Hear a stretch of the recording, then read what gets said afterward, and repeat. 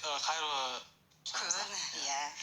Ал енді әңгіме өзіңіз бастаңыз енді. Қалай өтті кеше? Өте керемет. Тани алдың ба? Иә, жақсы танып жатырмыз. Әлі де танысамыз әлі болашаққа деген айтатын әңгімеңіз өте көп деп өзім есептеймін. Өте жақсы болды. Енді кешегі кешті енді сөзбен айтып жеткізу енді сондай мүмкін емес. Өйткені ол сезімді жаңағы сөзбен айтып жеткізе алмайсың да оны. Олай болса, суреттеріңізді көрейік. Ой, керемет. Әдемі, екеуі де бір-біріне жарасып отыр еді. Соған қарағанда Альмираның көңілінен шыққан сияқты, Альмира. Жігіт жақсы, жігіт өте керемет, өте жақсы, өте байсалды, қызы жалпы сыйлай біледі, қамқорлығын, барлығын танытты, көрсе. Бірақ бай болды да. Біз енді біраз сырластық қой, жалпы барлығын айтты, болашаққа деген жоспарын айтты, өзінің мақсатын айтты, жалпы мақсатын айтты. Енді мақсатымен шектелген жоқ, жалпы бұл бағдарламаға не мақсатпен келгенін де айтты. Жалпы кеше бар ғой, Альмира кәдімгідей осы бірінші таныстық болған кезде шынымен таңғалып отырғанын, және тек қана Альмира емес, барлық қаланың қатысушыларының арасында қыздар, көрермендер, шынымен де мынандай жігіт бола ма өзі деп ойлаған еді. Шынымды айтайын, мен негізі сенің орнында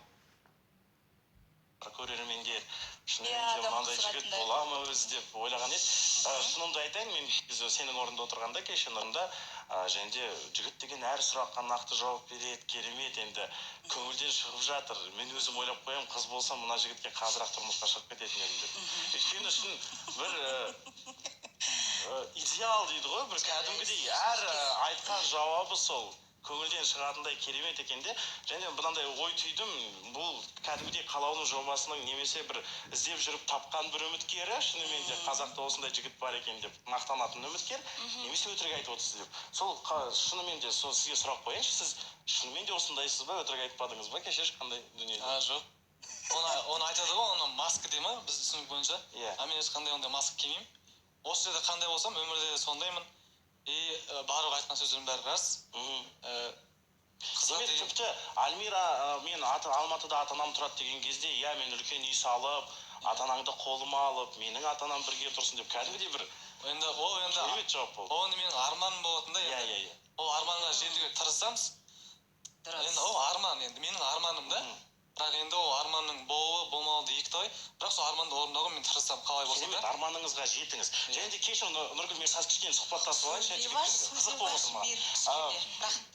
Жалпы өмірдегі ең үлкен жетем деген мақсатың, осыған жетсем мен өмірдегі мақсатымды орындадым деген мақсатым бар ма осындай? Иә, бұл өмірде маған ең маңызды нәрсе, ол менің жаңағы отбасым, бауыр қандастарым, және достарыммен бірге ара қатынасымда. Басқа маған енді жаңағы мысалы машина дейді, жаңағы көлік, немесе үй, жаңағы оның бәрі бір қалыпты нәрсе да, ол ешқайда көшпейді, ешқайда кетпейді да. Оны любой время кез келген уақытта ала аласың да.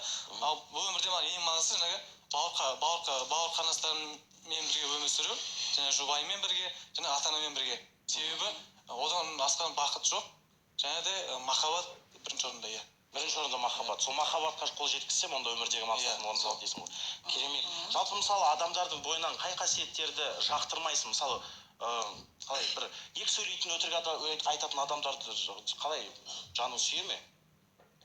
Мысалы, ертең Альмираның өтірігі шығып қалсақ, қалай қарайсың? Енді бір жігітпен кездесіп жүрсе саған айтпай. Ондай себебі бүкіл халық көріп отқан, ондайға бармайды деп ойлаймын. Себебі жоқ, бармайды ғой, ол Альмира болмай қойсын. Кез келген мысалы, сен сатып кеткенде, саған өтірік айтқанда, жалған сөйлегенде, мысалы бір ішкі жан дүниең бір түршігетін шығар. Енді оны білмейміз, енді оны сөзбен айтып жете алмайсың ғой. Енді біле жатсам, егер ондай жоқ деп ойлаймын өзім.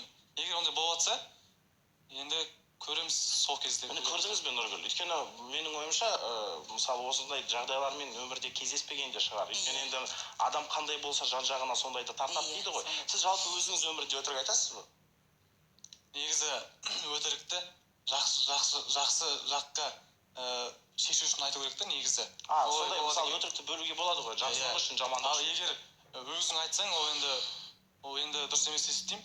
Негізі өтірікті мысалы бір мәселе шешілмей жатса, мысалы, например, мысалға да, ондай кезде өтірікті айтуға болады да, бірақ жақсы жаққа шешу үшін.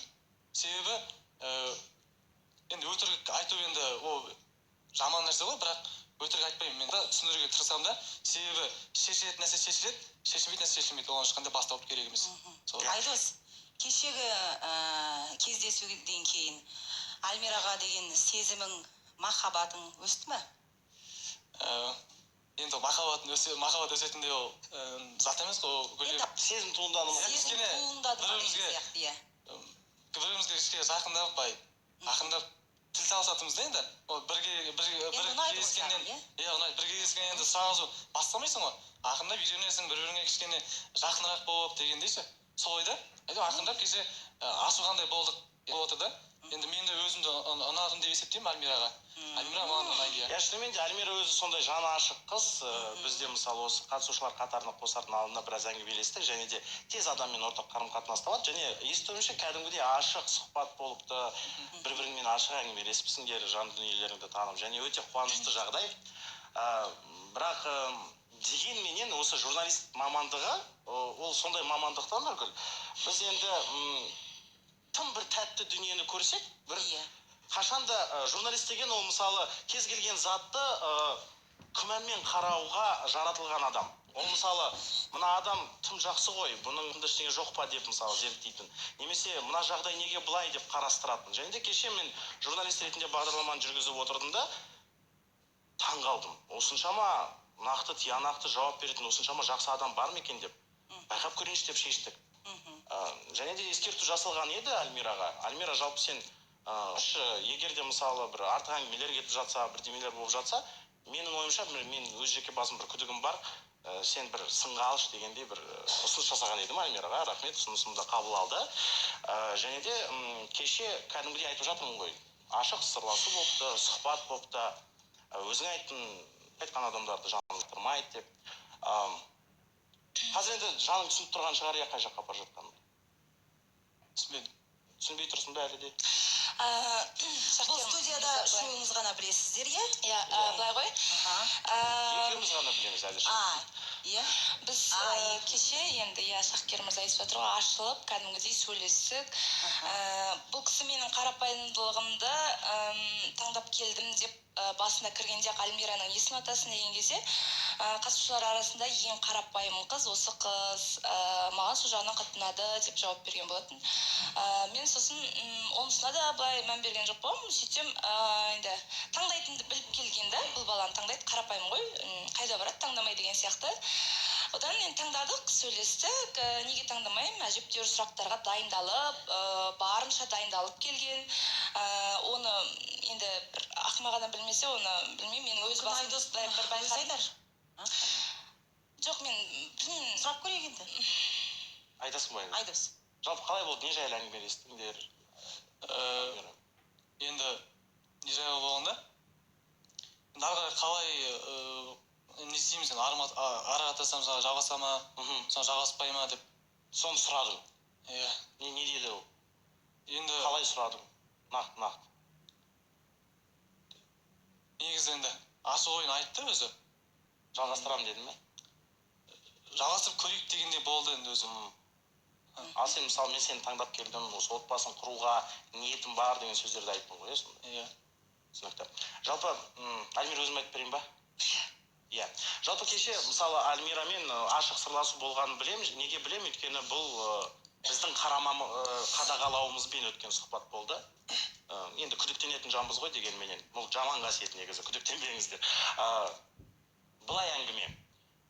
Кеше Альмирамен сұхбаттасып отырған кезде Альмира айтады, шыныңды айтшы, шынымен де осындай жігітсің бе, өзім таңғалып отырмын деп. Сонда айтады, жоқ енді шыны керек, менің негізі басқа ой мақсаттарым бар деген әңгімеге келеді. Асабалық. қызметке байланысты. Сол қызметке байланысты осы бағдарлама көпшілікке тарайтын бағдарлама болғаннан кейін, жаңа ғана мысал келтіріп айтып отырғаннан кейін, үлкен бір аудитория көретіндіктен мен өзімді осылай танытқым келбейді негізінде, сен ренжіме Альмира. Бірақ негізі осындай ойым бар. Бірақ енді менің жоспарым былай. Біз енді ертең мен саған гүл алып келем, міне гүл бар. Ертең мен саған гүл алып келем, сыйлайым. Содан кейін екеуміз ара қатынасып жақсы жалғасып жатыр деген әңгімені айтамыз. Содан кейін біз 2-3 аптадай жүре тұрайық дейді. Альмира жауап береді. Сонда қалай 2-3 апта жүре тұрамыз да, содан кейін не болады нәтижесінде деп. Енді нәтижесінде дос болып қаламыз деп жауап береді. Қалай сонда дос болып қаламыз? Бір сылтау керек қой, бір мағына керек қой. Қалай біз сонда жолымыз екіге айырылады деп Альмира жауап береді. Өйткені ол біздің атымыздан жауап береді. Бізге енді керек қой, ақпаратты шығарып жатырмыз. Сөйтсе айтады, жоқ, сен маған ең бастысы сен уайымдама, мен өзім бәрін қатырам. Әйтеуір ата-ананы сылтауратамыз ба, басқаны сылтауратамыз ба, бір сылтауын табамыз әйтеуір. Сен уайымдама, бірақ маған бір 2-3 апта уақыт бер, болашақта жақсы танымал тамада болып жатсам, пайдам тиіп жатады дегендей бір сұхбат болды. Сол рас па? Жоқ, мен былай айтайын, негізі айтқан мен. Негізі ойым былай да. Мен түсіндірдім да, екеуміз жаңа кеше айттым ғой, бір топ құрып, бір тойға шығып, бірге жүреміз. Бұл жерде рас па жоқ па соны айтсақ. Шахкерімнің сөзі экранға назар аударсаңыздар болады. Әңгімелер. Сәлем Айдос, қалай жеттің дейді. Сәлем, рахмет, жақсы жеттім. Альмира, Айдос, келесін көрсетсеңіздер. Бұл жерде енді ұзақ әңгіме болған. Ертең примерно не айтсақ екен деп ойлайсың? Не айтсақ екен деп ойлайсың. Басында біз енді отырған кезде жаңа ойын сауықта біз былай ауызша айтқаннан кейін енді мен білмеймін ғой, тағы да сұрайыншы деп түннің бір уақытында тағы да жаздым. Мүмкін ой өзгерген шығар, тағы да не деп айтсақ екен. Сол ойынан өзгермеп пе, әлде маған шынайы келді ме екен деп тағы да жаздым да. Сен айт дейді, әлі де ойлана, мен де айтам, күтем деп. Потом ертең саған гүл алып барам бұйырса дейді. Бағанағы мәселені білдірмей ма? Теманы білдірмей, иә, аха дейді. Сен мені шын жақсы көріп келген сияқты қыламыз ғой деп біздің атымыздан жауап беріп жатыр. Келесі суретті көрсет. Мен сені жақсы көріп келді деген сияқты дейді. Саған мен содан кейін келесіде өлең айтып берем. Осындай да өнер бар екен. Арамыз жақсы деп, сен мені шын жақсы көріп келді деген сияқты деп. В общем, саған бәрі қызығатын болады түбінде, Альмира, уайымдама дейді. Қорықпай айта бер дейді. Тағы да бар, бұл жерде көп негізі. Сен уайымдама, мен өзім бәрін қатырам. Әйтеуір ата-ананы сылтауратамыз ба, басқаны сылтауратамыз ба, бір сылтауын табамыз әйтеуір. Сен уайымдама, бірақ маған бір 2-3 апта уақыт бер, болашақта жақсы танымал тамада болып жатсам.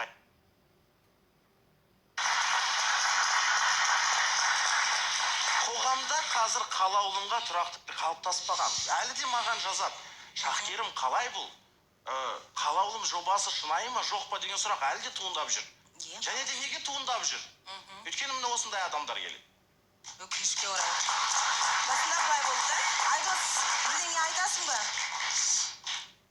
Негізі Мойындайсың ба? шын мойындаймын, бірақ Мойындағанда ерлік айналайын. Басыңыздан кесімсен, бірақ енді негізі мен айтқым кеше Альмираға. Негізгі ойым солай, бірақ бірге тойға шығып атсақ, мүмкін мен саған алайын, бірақ шынымен де мен Альмираға ұнатып келдім. Болашақта может үйленеміз дедім да. Үйленеміз деп. Сол Альмирасында әңгіме болған негізі. Жоқ, былай ғой, мен басында осыдан біз сырласып бөлмесіне кеттік. Барып сырласып отырған кезде мен айттым. Бастапқы сұрағым былай болды. Айдос, негізі білесің ғой, мені бой ұзын жігіттер ұнайды деп бағана да айтып жатырмыз, әлі де айтып жатырмын. Негізі шынайы солай бой ұзын жігіт келген дұрыс, өйткені мен өзім ірі қызбын, саған былай ыңғайсыз емес пе? Мысалы, мен қасында бойы кішкентай, мен жарым жүрсем, мен как-то жүрегім қалағанымен де ыңғайсызданамын. Сол себепті мен оны ұнатпаймын деген сияқты сондай айтып едім. Ол жоқ, уайымдама деді да. Мен айттым, сен бар шыныңды айта салмаған. Мен білесің ғой, бұл қаламда бәрі ашылады. Ренжіме, бірақ бар шыныңды айт деп едім.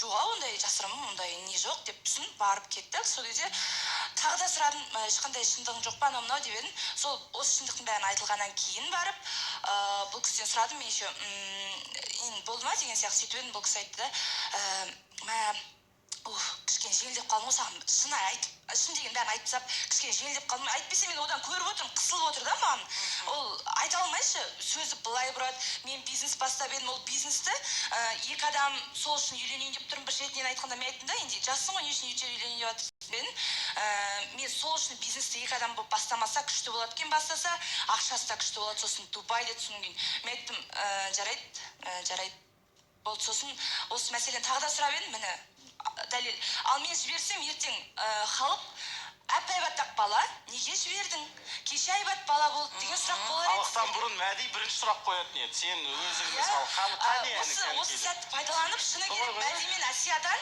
мен басында кешірім сұрағым келеді мен басында сіздерге айтқан болатынмын көрерменнің атынан болсын өз атынан да болсын сонша 20-18 үміткер қайтарып жатырсыздар біреуінде тегі бір мін жоқ па деген сияқты айтқанмын міне осының дәлелді өзіме келіп тұр сіздердің орындарыңызға отырдым шыны керек мойындап шыны керек кешірім сұраймын сонша үміткер жіберіп жатыр дегенді енді түсіндім енді миыма келді өзімнің басынан өтті аузым күйді енді үрлеп ішем рахмет көп сіздерге Мади айта ғой жалпы Айдос бұл жерде бар ғой сені сынау масқаралау мақсат емес бірақ біздің қоғамдық ұжымымыздың еңбектері дамыған үлкен жобада шынайы ниетпен шыққан жобада сен осындай қадам жасағаннан кейін сынауға тура келіп тұр. Қулықпен тапқан мал арам ізіңе қайыр болмайды деген сөз бар. Бұндай атақтың, жарайды ал шықтың делік. Бұндай танымалдылықтың бауырым, енді әлі жассың ғой, мүмкін түсінбейтін шығарсың, мүмкін білмейтін шығарсың. Мен де сен жасында болған. Бұндай атақтың 5 тиын пайдасы жоқ. Шынымды айтайын. Өйткені қазақта сөз бар, атың шықпаса жер өрте деген. Осы мақалды Абай сынап жазған. Сосын мен шапкерімізді бір нәрсе айтайын. Жер өртеп шыққан атыңнан садаға қалсын дейді. Не үшін, не істедің? Сені атана тәрбиеледі ғой, жақсы болсын деп өсірді ғой, қоғам қызмет етті ғой. Неге осыншама үлкен қадамға барып отырсың? Біздің жұмысымызға нұқсан келтіріп отырсың сен. Ертең мысалы, шынымен де үміткер, мен ғашықпын деп келетін үміткер, шынымен де үміткер, мен ғашықпын деп келетін үміткер, осыдан кейін бұрылып кетіп мүмкін. Сен соны түсінбейсің бе? Қызығып келдің бе? Мына қыз ендігі еркектерге сенбеуі мүмкін. Сен соны түсінесің бе? Түсініп отырмын бәрін. Кешірім сұраймын, кешіріңіздер. Бірақ мен негізі кеше айтқам Альмираға. Егер болашақта бірге жақсы болсақ, үйленеміз деп. Бірақ Альмира... Мен сонда түсінбедім. Мен сізге тағы да білет қайталап айтқам сөз өткенде. Мен жасарым жасап, асарымды асап, құратын тобымды құрып алғам. Алмаған тамаданы қалауымнан тауып, мен тобыма кіргізіп, мен оны көтеру емес, мен бұл жерде отырған мақсатым. Сен ер жігітсің ба? Өзің көтеріл. Сенің өнерің бар ма? Өзің көтеріл. Мен Құдайға шүкір бұл жерде отырғандардың бәрі ерігіп отқан жоқ, айналайын. Айналайын демей ақ қойын, өзіме жассың ғой. Мен саған кеше тағы да қайталап сұраған болатын. Сен әлі үйленуге дайын жігіт емессің. Сенің ойыңдағы қыз мен емеспін ғой, соны айтшы деген кезде сен деп әңгімені бұрған. Мен сол кезде бір шикілік бәрін сездім ғой, өзіңе артынан мойындадың ғой. Сен бұнда мені қалап келген жоқсың. Бірінші мақсатың сол, екінші мақсатың маған бизнесің бар, тамадаң бар ары қарай. Барып тамада боласың ба, өнерін жалғастырасың ба, өзің біл. Бірақ айтады ғой, қоянды қамыс өлтіреді. Ер жігітті намыс өлтіреді дейді. Намысың болса, сен мұнда келіп алып, жақсы адам болып көрініп, мына жерде бұндай ойнамайтын шыны керек. Таза актер екенсің, мен сізге айтайын. Ер жігіт, мен ренжімеймін, табаламаймын. Мен ішіме ыза, мен мұнда ерігіп отқан жоқпын ғой. Дұрыс па? Мен сізге тағы да қайталап айтам. Мен ол жерде де айттым, ана жақта да айттым. Мен өзімнің қалауымды іздеп отқан адаммын. Актерлік қабілеті жайлы қосыламын. Кеше бәріміз сендік. Мына көрермендер де сенді. Тіпті маған жазбаған адам жоқ. Мына жігіт таңдамасаң сен деген мынандайғысың, сен мынандайғысың, айналайын алдыңа келіп тұр, алда кетті үйрен деді. Мені неге көрмеймін, барып сырласын. Міне. Азғантай ғана қате кетті. Тым жақсы болып кетті де. Тым жақсы. Кешегі сөзім бар, рас, ешқайсысын өтірік деймін. Мен қызға да деген көзқарасым, болашаққа деген көзқарасым, арманым да бәрі рас. Мен бір құпиямен бөлісейін бе? Бір құмалақ дейді бір қарын майды шірітеді дейді. Сенің бір өтірігің ашылған екен, мен де мына отырған залда адамдар да, жалпы көріп отырған көрермен де сенің айтқаныңа сене алмаймыз. Шын айтамын. Енді саған сабақ болсын. Сабақ болсын. Енді көріңіз, бұндай нәрсе істемейсің енді. Саған сабақ болады. Мүмкін бүгінгі осы бәрі шындығы шығып жатыр.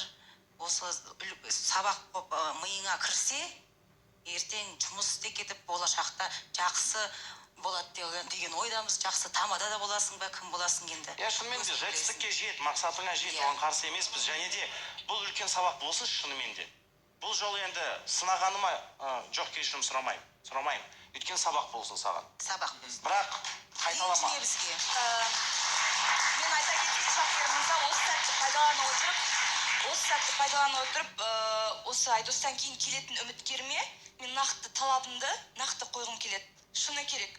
Мен қалай талап қойдым, солай келсінші. Басты шынайы болсын деп мен бұнда жаңадан қатысушы келген кезде де айтқан болатын.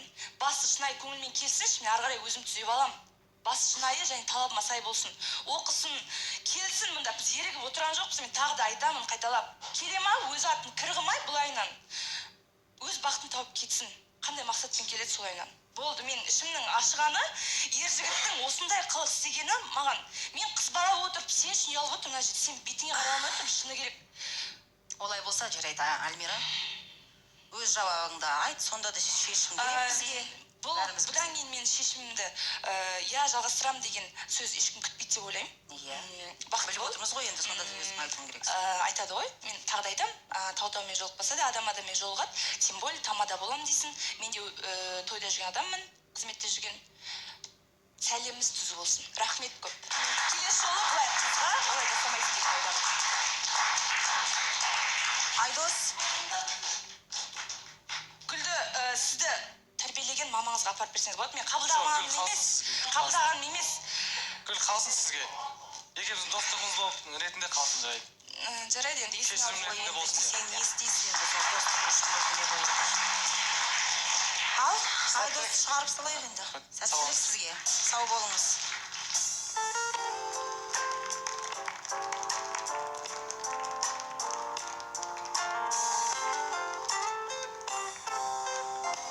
Қалалым осындай енді, Нұргүл. Ой, мен бүгін Шахкерім үлкен рахмет сізге, саған. Осы білмеймін енді, сен болмасаң не болатын. Әйтеуір, ары қарай не болатын білмеймін, бірақ та сен келгеннен кейін жауапты шықты, әйтеуір бәрі айқындалып жатыр бәрі. Мен енді рұқсат берсең мен өзім ары қарай. Енді тізгін өзіңде, Нұргүл. Қазір мына жағдай өзіме қызық болғаннан кейін ғана шықтым. Көп рахмет, құрметті көрермендер. Сізге рахмет, саған рахмет.